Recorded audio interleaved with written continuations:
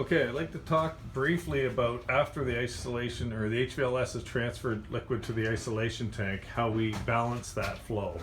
Because the HVLS cycles at 15 to 20 gallons over 8 seconds, it's a batch flow, pushing it into this isolation tank. What we'll see is liquid levels start at the height of this drain valve, or the discharge line, sorry. They'll take that 15 to 20 gallons into the tank, and then it's going to slowly, you want it to slowly transfer over into the oil water separator. So that's where this valve comes in handy.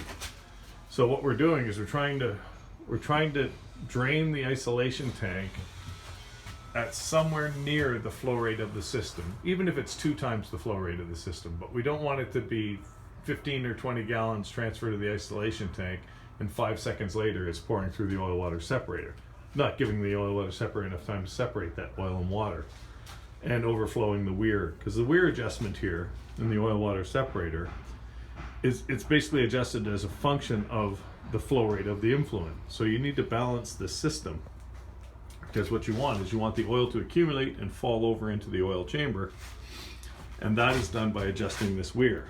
And this weir is adjusted, as I said, based on your influent flow rate.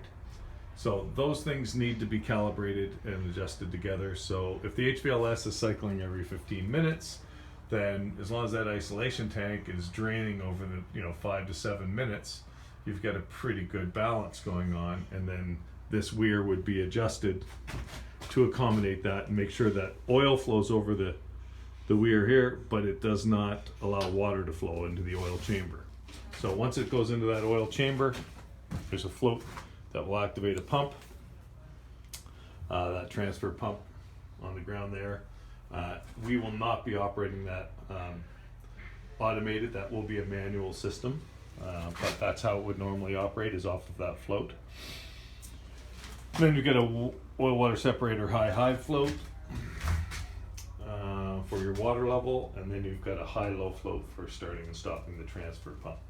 But again, the most important thing here is trying to separate that oil and water efficiently, because we don't want oil in the lower chambers of our oil water separator, and that's all done by managing the flow rate in, and that is balanced by timing with the HVLS cycle. So those are all integrated, and just getting some intuition about how that system is operating, that's going to take a little bit of time. But I think on this site in particular, HVLS cycles will be very infrequent, because we're really just slurping from a couple of slurp tubes in the recovery wells, and they're going to be mostly product, hopefully 80 to 90% product. So that process is going to be, maybe once a day, maybe a couple of times a day. So that valve should be nearly closed completely, and this whole flow rate should be very, very low.